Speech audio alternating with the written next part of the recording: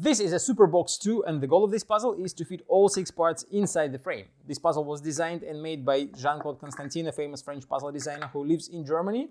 Difficulty level of this puzzle is 8 out of 10 on a Puzzle Master's difficulty scale that runs from 5 to 10.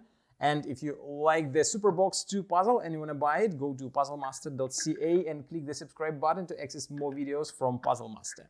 As you can see, I can easily fit 4 parts inside the frame, but then there are 2 tricky parts left.